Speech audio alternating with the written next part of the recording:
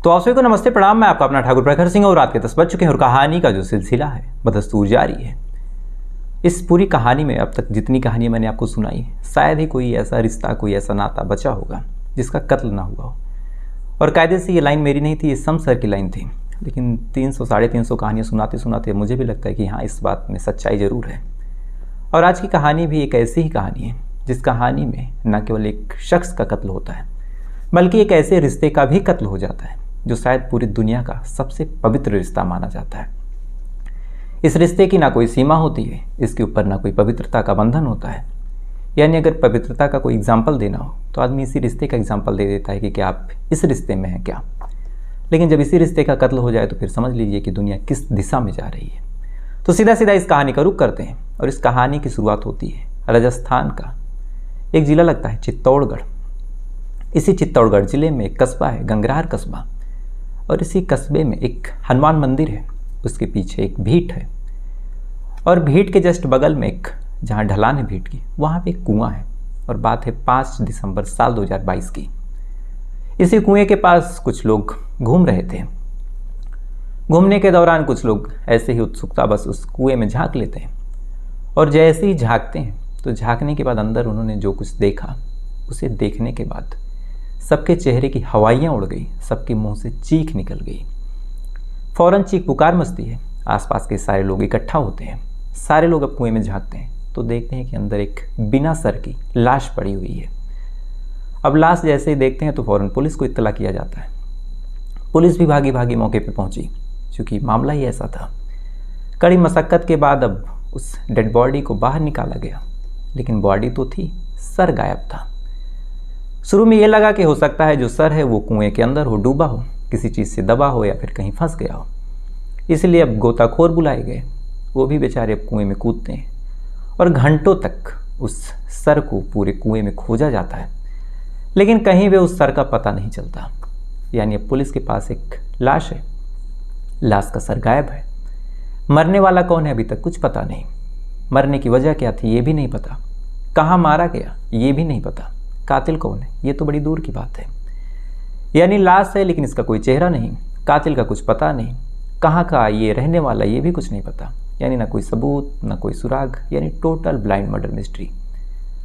अब पुलिस वाले सबसे पहले तो सर खोजने में जुटते हैं कि बिना सर खोजे तो हम डेड बॉडी की पहचान ही नहीं कर पाएंगे, और जब तक पहचान नहीं होगी तब तक मामला कुछ बनेगा ही नहीं।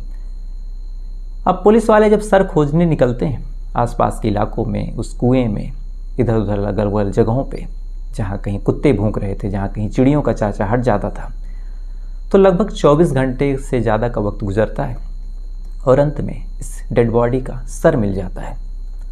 अब सर और बाकी बॉडी दोनों मिल चुकी थी। फिर ये हुआ कि बॉडी को पोस्टमार्टम के लिए भेजें। बॉडी पोस्टमार्टम के लिए गई, पोस्टमार्टम हुआ और पोस्टमार्टम रिपोर्ट में जो मरने की तारीख निकल के आई वो 4 तारीख की थी। यानी जब ये डेड बॉडी मिली उससे ठीक कुछ घंटे पहले, यानी जैसे 5 तारीख को दोपहर को ये बॉडी मिली थी, तो मान चलिए कि शाम के वक्त 4 तारीख को ही ये कत्ल हुआ होगा। अब कम से कम ये पता चल गया कि 4 तारीख को ये मरा है, यानी लाश को 4 तारीख को यहाँ पे फेंका गया। फिर ये पता किया गया कि कैसे मरा, तो पता चला कि पहले तो इसका गला घोटा गया, उसके बाद धारदार हथियार से मरने के बाद इसके सर को काट के फेंक दिया गया ताकि पहचान न हो पाए। इसके बाद अब जांच पड़ताल शुरू हुई कि भैया मरने वाला कौन है। तो सबसे पहले जो पुलिस वाले थे उन्होंने अपने जितने भी मिसिंग कंप्लेन हुई थी अपने थाने में उसको खंगालनी शुरू की कि कोई ऐसी मिसिंग कंप्लेन दर्ज हुई हो कि कोई 23-24 साल का लड़का अगर गायब हुआ हो तो पता चल जाए। अब ये चीज़ जब खंगाली जानी शुरू हुई तो इत्तेफाक देखिए कि कोई भी ऐसा कंप्लेन, कोई भी गुमशुदगी की रिपोर्ट, ना ही फेसबुक पे कोई ऐसी तैरती तस्वीर मिली जिससे इस केस का कहीं भी कोई संबंध हो। यानी पिछले कुछ दिनों से ना उस इलाके में कोई गायब हुआ था, ना ही किसी के घर का कोई सदस्य मिसिंग था, ना ही कोई ऐसी कंप्लेन दर्ज हुई थी। अब कोई कंप्लेन ही नहीं तो फिर खोजें कैसे, यानी मरने वाले के घर वालों तक पहुँचे कैसे। तो फिर पुलिस वालों ने अब इस लाश की एक तरह से फोटोग्राफी करवाई और थोड़ा सा एडिटिंग वगैरह करा के, चूँकि एक दिक्कत थी कि सरकटी लाश आप भेजेंगे कैसे, चाहे जिस प्लेटफॉर्म पे डालेंगे कहीं ना कहीं उसको फिर बैन कर दिया जाएगा। तो फिर एडिटिंग वगैरह करा के अब इस लाश की तस्वीर को अलग अलग थानों में, अलग अलग प्लेटफॉर्म पे, सोशल मीडिया पे, चाहे फेसबुक हो, चाहे व्हाट्सएप ग्रुप्स हो, इन तमाम चीज़ों में अब पुलिस वालों ने भेजना शुरू कर दिया।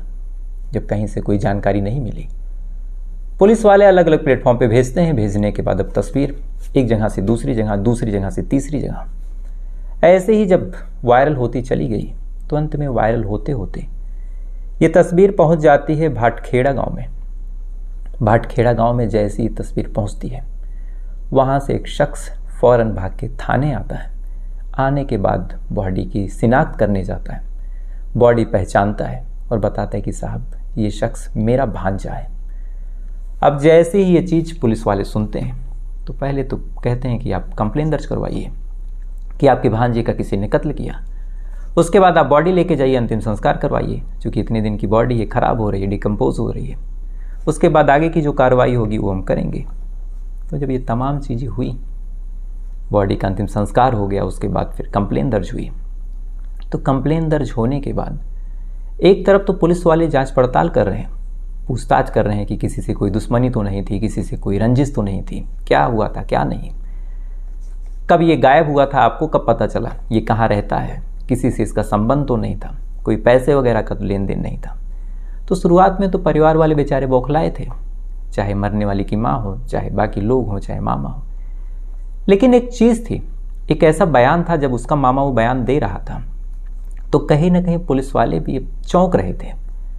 क्योंकि बॉडी मिली थी 5 तारीख को, लेकिन जो मामा था, जब मामा से पूछा गया कि लास्ट बार ये कब आपसे बातचीत हुई, कब ये गायब हुआ, कहाँ गया था, तो मामा ने बड़ी हैरान करने वाली बात बताई। दरअसल मामा बताता है कि 10 तारीख को, यानी जिस तारीख को डेड बॉडी मिली, उससे 5 दिन बाद भी इस मरने वाले शख्स से बातचीत हुई थी फ़ोन पे। अब जैसे ही ये चीज़ वो बताता है मामा, तो इसे सुनने के बाद तो पुलिस वाले एक तरह से पैरों तले उनकी ज़मीन खिसक जाती है कि अब ये क्या, बॉडी हमको 5 तारीख को मिल गई, इसके सबूत हैं, हमने खुद बॉडी निकाली थी, पोस्टमार्टम करवाया, तब से बॉडी हमारे कब्ज़े में थी, हमने खुद परिवार वालों के हवाले किया, परिवार वालों ने खुद शिनाख्त भी की। इधर मामा कह रहा है कि अभी 10 तारीख को तो बातचीत हुई थी। तो ये दोनों चीज़ें कैसे पॉसिबल है? मामा से भी जब पूछा जाता है कि आपको यकीन है, आप श्योर हैं कि बातचीत हुई थी, तो मामा कहता है कि हाँ, जो मरने वाली है उसकी जो बहन है, यानी मरने वाला था महेंद्र रायका, इसकी जो बहन थी तनिष्का, इससे बातचीत हुई थी। अब तनिष्का से जब ये कहा गया कि बातचीत हुई थी, तो पुलिस वालों ने कहा कि तनिष्का को बुलाइए। तनिष्का जाती है। पुलिस वालों ने अब तनिष्का से पूछा कि आपसे बात हुई थी? तनिष्का ने कहा हाँ, बात तो हुई थी। अब पुलिस वाले कहते हैं कि कहाँ बात हुई थी? तो तनिष्का जो थी वो मोबाइल फ़ोन निकालती है, निकालने के बाद दिखाती है, कहती है कि देखिए 10 तारीख को इतने बजे कॉल हुई थी, मैंने उनसे पूछा था कि भाई आप कहाँ हो, तो भाई ने मुझसे कहा कि मैं इस समय मध्य प्रदेश में हूँ, मंदसौर एक जगह है, वहीं पे किसी काम के सिलसिले में जा रही हूँ। अब ये चीज़ भाई ने मुझसे कहा, उसके बाद फिर भाई का मोबाइल बंद हो गया। मुझे भी लगा कि शायद नेटवर्क वगैरह नहीं होगा, तो फिर मैंने कोशिश नहीं की। अब ये चीज़ जब बहन बताती है, बताने के बाद पुलिस वाले सुनते हैं, तो फिर पुलिस वाले सोचते हैं कि काम करते हैं, क्योंकि पहले अब यहाँ उलझ गई, कातिल का पता है नहीं। बॉडी 5 तारीख को मिली थी, बहन बोल रही है कि 10 तारीख को बात हुई, उसने सबूत भी दिखाया, नंबर जो था वो भाई का ही था, महेंद्र का ही। तो एक काम करते हैं, इस नंबर की लोकेशन निकालते हैं, साथ ही पता करते हैं कि नंबर यूज़ कौन कर रहा। लिहाजा पुलिस वालों ने इस नंबर की लोकेशन निकाली कि ये नंबर कहाँ एक्टिव है, साथ ही इसको यूज़ कौन कर रहा। तो जब नंबर की लोकेशन निकाली गई, साथ ही लास्ट कॉल निकाली गई, तो 2-3 चीज़ें इसमें अजीब सी मिली। पहला कि 5 तारीख से लेकर 10 तारीख तक ये नंबर स्विच ऑफ था, यानी 5 तारीख से लेकर 10 तारीख तक एक भी बार इस नंबर को ओपन नहीं किया गया, ना ही कोई कॉल हुई ना कुछ। 10 तारीख को ये नंबर कुछ घंटों के लिए ही ऑन हुआ, और इस नंबर की जो लोकेशन निकली ये मध्य प्रदेश के मंदसौर में ही निकली। कुछ घंटों के लिए ही ऑन हुआ, उसके बाद फिर संजोग से उसी कुछ घंटों के दौरान जो बहन है वो फ़ोन कर देती है। अब फ़ोन करती है तो फिर बातचीत हो जाती है, उसके बाद फिर फ़ोन स्विच ऑफ, और तब से इस फ़ोन का जो लास्ट लोकेशन दिख रहा है अभी तक वो इसी मंदसौर में है। इसके बाद से वो फ़ोन कहीं गया ही नहीं, न इससे पहले कोई कॉल हुई, न इसके बाद कोई कॉल हुई। एक कॉल हुई वो भी बहन के नंबर पे। तो ये तमाम चीज़ें जब पुलिस वाले देखते हैं तो उन्हें बड़ी अजीब अजीब चीज़ें लगती हैं। कितने इत्तेफाक कैसे हो सकते हैं कि नंबर स्विच ऑन हो जाए, सेम उसी टाइम पे बहन कॉल भी कर दे, बहन से बातचीत हो, उसके बाद फिर नंबर स्विच ऑफ हो जाए। और अगर बॉडी 5 तारीख को मिली तो बात करने वाला था कौन? और अगर कोई दूसरा बात कर ही रहा था, जो कि जाहिर सी बात है, तो बहन ने आवाज़ पहचाना कैसे नहीं? तो कहीं ऐसा तो नहीं कि बहन कुछ ऐसा जानती है जो बहन छुपा रही है? जब ये तमाम चीज़ें पुलिस वालों के जहन में आता है तो कहीं ना कहीं अब पुलिस वालों की जो शक की सुई थी अब उस बहन यानी तनिष्का के इर्द गिर्द घूमने लगी। लेकिन अब डायरेक्टली पूछताछ भी नहीं कर सकते थे, इसीलिए पुलिस वालों ने तनिष्का का बैकग्राउंड खंगालना शुरू किया। एक काम करते हैं, पहले इसके बारे में पता करते हैं कि ये कैसी लड़की है, इसका नेचर कैसा है, परिवार में कैसा संबंध था। तो जब बैकग्राउंड खंगालते हैं तो एक उड़ती उड़ती सी खबर पुलिस वालों तक पहुंची, और ये खबर थी एक लड़का था महावीर, जो इसके घर काफ़ी बार आता जाता था, और इस महावीर से इस तनिष्का का संबंध भी था। और कहीं ना कहीं ये संबंध भाई को पता था और भाई को नहीं पसंद था कि बहन बात करे। अब ये चीज़ जैसे ही पुलिस वालों को पता चली तो पुलिस वालों ने सोचा कि काम करते हैं, एक हिंट तो मिल गया, अब दूसरा हिंट ये कि अब महावीर के बारे में पता करते हैं कि ये क्राइम सीन और क्राइम डेट पे कहाँ था। तो जब इसके बारे में पता किया गया तो पता चला कि ये 10 तारीख को रेलवे स्टेशन से कहीं गया तो था। अब ये तमाम चीज़ें जब दोनों प्रेमियों के यानी महावीर धोबी और उसकी गर्लफ्रेंड तनिष्का यानी महेंद्र राय का जिसका कत्ल हुआ, उसकी बहन, इन दोनों के इर्द गिर्द जब घूमने लगी तो पुलिस वालों ने फिर अंत में इन दोनों को उठाने का फैसला किया। इनको उठाया जाता है, उठाने के बाद अब इनसे जब पूछताछ की जाती है तो कुछ देर तक तो इन्होंने काफ़ी घुमाया। बहन ने अलग इमोशनल ब्लैकमेल किया कि मेरे भाई का कत्ल हुआ है और आप मुझे पे डाउट कर रहे हैं। लेकिन जब पुलिस वाले अपना पुलिसिया अंदाज अपनाते हैं, साथ ही काफ़ी तबीयत से पूछताछ करते हैं, तो फिर ये दोनों टूटते भी हैं। टूटने के बाद ये दोनों पूरी कहानी भी सुनाते हैं, और ऐसी कहानी सुनाते हैं जिसे सुनने के बाद पुलिस वालों को भी लगा कि शायद अब आदमी नहीं इंसानियत का ही कत्ल हो चुका है। दरअसल ये दोनों बताते हैं, खासकर वो जो लड़की थी तनिष्का, वो बताती है कि जब तनिष्का और उसकी एक और बहन और उसका भाई महेंद्र, ये तीनों छोटे थे, उसी दौरान उनके जो पिता थे गोविंद, उनकी मौत हो जाती है। अब गोविंद की मौत हो गई, सारी जिम्मेदारी माँ पे आ जाती है। माँ बेचारी जैसे तैसे करके पालन पोषण करती है, लेकिन एक बेटा, 2 छोटी बेटियाँ, पालन पोषण उस हिसाब से हो नहीं रहा था। अकेली बेचारी करते क्या, उसे कुछ समझ नहीं आ रहा था। इसी दौरान फिर उसने अपने मायके बात की।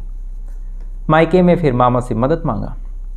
मामा ने कहा कि ठीक है, मैं मदद करूँगा। उसके बाद फिर ये मायके आ जाती है। आने के बाद इसी मायके में वो रहने लगती है। मामा भी अपने कामों में बिजी, मामा के घर पे भी ज़्यादा लोग थे नहीं, मामा और उसकी बहन, यही तमाम लोग थे, बाकी और कोई था नहीं। मामा का खुद का ज़्यादा परिवार लंबा नहीं था। तो फिर बचपन से ही ये सारे लोग इसी भाटखेड़ा गांव में ही यानी उसके मामा के घर आके रहने लगते। और इसी रहने के दौरान जो महावीर धोबी था, वो भी अब महेंद्र के घर आने लगा, कभी मिलने के लिए, कभी दोस्ती करने, ऐसे ही घूमने टहलने। आने के दौरान फिर कभी आता, फिर कुछ दिन बाद ही आता, लेकिन जितनी बार आता वो लगातार इस तनिष्का को देखता रहता। कहीं ना कहीं अब ये तनिष्का को पसंद करने लगा। एक दिन मौका मिला, इसने तनिष्का से अपने दिल की बात कही। बदकिस्मती कहें या खुशकिस्मती की, तनिष्का ने भी इसके प्रपोजल को स्वीकार कर लिया और कहा कि ठीक है, मैं तुमसे बात करूंगी और तुम्हारे साथ रिलेशन में आऊंगी। लेकिन एक दिक्कत थी, परिवार उतना संपन्न नहीं था। थोड़े बहुत जो पैसे कमाता था वो अकेले महेंद्र ही कमाता था, जो कि तब तक बड़ा हो चुका था, 23 साल उसकी उम्र हो चुकी थी। तो फिर महेंद्र थोड़ा बहुत कमाता था और घर में ना ही उतने मोबाइल, ना ही उतने संसाधन, तो बातचीत को कैसे? तो बातचीत होने के लिए जो महावीर धोबी था, इसका घर में कंटिन्यूसली आना जरूरी था। तो कंटिन्यूसली आए कैसे? अगर महेंद्र जो है वो बाहर है, माँ से कोई मतलब नहीं है, तो फिर किससे मिलने आए, क्या बोल के आएगा? तो फिर यहीं से एक दूसरा प्लान बनता है। दूसरा प्लान ये बनता है कि एक काम करो, तनिष्का कहती है कि जो मेरी छोटी बहन है तुम उसको अपनी बहन बना लो। अगर वो बहन बन जाएगी तो तुम्हें राखी वगैरह बांधेगी, और राखी वगैरह बांध देती है तो फिर चाहे जब तुम आओ, कोई रोकेगा नहीं। तुम उससे मिलने आओ, अभी बहुत छोटी है, 10-12 साल की है, तो कोई डाउट भी नहीं करेगा। इसी बहाने अगर घर पे कोई नहीं रहेगा तो तुम मुझसे भी मिल लिया करोगी। आइडिया जच जाता है। इसके बाद महावीर धोबी जो है धीरे धीरे जो छोटी बहन थी उसके क्लोज जाना शुरू होता है। उसके क्लोज जाता है, जाते जाते उसको बहन बना लेता है, वो भी भैया मानने लगती है। इसके बाद अब भाई बहन का प्यार कौन क्या गलत समझे। अब चाहे महेंद्र हो या ना हो, चाहे महेंद्र की माँ हो या ना हो, चाहे दोनों लोग ना हो, चाहे घर पे कोई ना हो, अब महावीर जब चाहता अपनी गर्लफ्रेंड तनिष्का से मिलने आ जाता, जो चाहता वो करता, जितना चाहता उतना वक्त गुजारता। अगर कोई बाहर से दस्तक देता तो फ़ौरन वो बहन के पास चला जाता, उससे बातचीत करता। ये सिलसिला लगातार कई महीनों तक चलता रहा। लेकिन कहते हैं ना कि इश्क हो या मुस्क हो, ये छुपाए नहीं छूटता, और ऐसा ही कुछ यहाँ भी हुआ। जो महेंद्र था, कहीं ना कहीं जब आवागमन ज़्यादा हो गया और लगातार ये आने लगा तो उसे भी डाउट हुआ कि चलो ठीक है, मेरी छोटी बहन उसकी बहन लगती है, बहन मानता है, लेकिन इतना भी क्या कि हर तीसरे दिन ये पहुँचा रहता है। कहीं ना कहीं वो डाउट करना शुरू करता है। डाउट करने के दौरान अब वो नज़र रखना शुरू किया। तो फिर जब नज़र रखता है तो एक दिन अपनी बहन को महावीर के साथ आपत्तिजनक हालत में देख लेता है। अब जैसे ही ये चीज़ देखता है तो एक तरह से उसका गुस्सा 7वें आसमान पे। सबसे पहले वो महावीर को डांटता फटकारता अपने घर से भगा देता है, लेकिन किसी से जिक्र नहीं करता है कि बदनामी होगी, अपनी माँ से भी कुछ नहीं कहता। अब महेंद्र जब महावीर को भगा देता, साथ ही कुछ पैसे वगैरह भी महेंद्र से महावीर लिया था वो भी मांगने लगता है। तो कहीं ना कहीं अब दोनों प्रेमी जोड़ों के बीच दूरी। इधर अब महेंद्र को भी लगा कि बहन की शादी कर दे, नहीं तो बदनामी या फिर कहीं नाक न कटवा दे। तो फिर शादी वगैरह देखी जाने लगी। संजोग से एक अच्छा रिश्ता मिल गया, उसके बाद सगाई वगैरह हो गई। अब कहीं ना कहीं महेंद्र को भी लगने लगा कि जो लड़की है उसकी शादी हो जाएगी तो मैं क्या करूँगा, और भाई जब तक रहेगा तब तक मुलाकात हो नहीं पाएगी। इधर तनिष्का भी प्यार में पागल कि मुझे महावीर के साथ ही रहना, चाहे जो करना पड़े। तो फिर इसके लिए इन्होंने कत्ल करने का प्लान बना लिया कि भाई जब तक रहेगा तब तक कुछ हो नहीं सकता, तो भाई को ही मार देते हैं और कोई जानता नहीं। तो फिर कत्ल कैसे करें? तो फिर इन्होंने एक खौफनाक प्लान बनाया, और प्लान को एग्जीक्यूट करने की जो तारीख मुकर्रर की वो थी 4 दिसंबर। 4 दिसंबर को ये दोनों लोग प्लान बनाते हैं। प्लान बनाने के साथ साथ रात को सारी चीज़ें फिक्स, सारा सामान लेके रख लिया गया। उसके बाद जो तनिष्का है महावीर को फ़ोन करती है और कहती है कि आ जाओ, भाई अकेले कमरे में सो रहा। महावीर पहुंचता है। पहुंचने के बाद ये दोनों मिलके, यानी तनिष्का और महावीर मिलके तनिष्का के सगे भाई का तौलिए से गला घोट के कत्ल करते हैं। अब कत्ल कर चुके थे, लेकिन यहीं से फिर प्लान करना था कि ऐसा करें कि कभी फंसे ही ना, और जो लाश है वो ऐसा कर दें कि कभी पहचान ही ना हो। तो फिर क्या करें? तो फिर इन्होंने घंटों तक सोचा। सोचने के बाद ये हुआ कि पहले तो लाश को यहाँ से लेके निकलते हैं, क्योंकि अगर कत्ल घर में हुआ है तो कोई देख लेगा मरी हालत में, तो फिर मामला फंस जाएगा।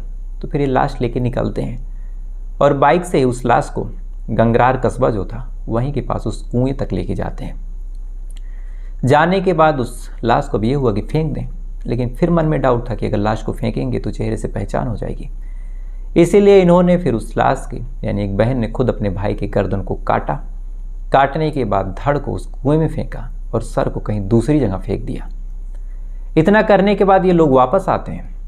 वापस आने के बाद फिर प्लान था कि कहानी जो है इस पूरे केस को उलझाना है पुलिस वालों को, क्योंकि स्ट्रेट फॉरवर्ड रहेगा तो पुलिस वाले सुलझा ले जाएंगे, आज नहीं तो कल। तो फिर क्या करें? तो फिर एक और प्लान बना कि तुम मोबाइल ले लो और कुछ दिन बाद इस मोबाइल का जो लोकेशन हम कहीं और दिखा देंगे। यानी इनका प्लान था कि बॉडी की पहचान होगी नहीं, परिवार वाले अगर गुमशुदगी की रिपोर्ट दिखाते हैं तो मोबाइल का लोकेशन कहीं और दिखा देंगे, पुलिस वहाँ खोजती रह जाएगी, हम लोग सेफ रहेंगे। तो फिर 5 दिनों तक ये मोबाइल लेके अपने पास रखते हैं। उसके बाद महावीर धोबी ट्रेन से निकलता है। निकलने के बाद फिर पहुंचता है मध्य प्रदेश के जब मंदसौर पहुंच जाता है, फिर वहां पहुंचने के बाद कहता है कि अब कॉल करो। उसके बाद बहन कॉल करती है, कुछ देर तक फ़ोन चलता रहता है। उसके बाद फ़ोन को ऑफ करके वहीं कहीं ये फ़ोन फेंक देता है और वापस ट्रेन से घर आ जाता है। आने के बाद एकदम बहन नॉर्मल एक्टिंग। तब तक इधर पुलिस भी घर पहुंच चुकी थी। तो बहन का वही रोना पीटना, वही चिल्लाना कि मेरे भाई को किसी ने मार दिया, मुझे इंसाफ चाहिए। लेकिन आसपास के लोग और घर वालों को क्या पता था कि जिस कातिल की तलाश पुलिस और बाकी लोग बाहर कर रहे हैं, वो कातिल तो बेहद चालाक और बेहद खूबसूरती के साथ घर में बैठी और छुपी है। तो जब पुलिस वाले ये पूरी कहानी सुनते हैं तो सुनने के बाद, जैसा मैंने शुरू में कहा, कि ना केवल एक रिश्ते का कत्ल हुआ, एक इंसान का कत्ल हुआ, बल्कि कहीं ना कहीं मानवता का भी कत्ल हो गया। कि अगर एक भाई अपनी बहन को किसी से मिलने से रोक देता है तो आज के टाइम में भाई भी सुरक्षित नहीं, उसका भी कत्ल हो सकता है। तो दुनिया कहाँ जा रही है और कहाँ क्या होने वाला है, कुछ कहा ही नहीं जा सकता।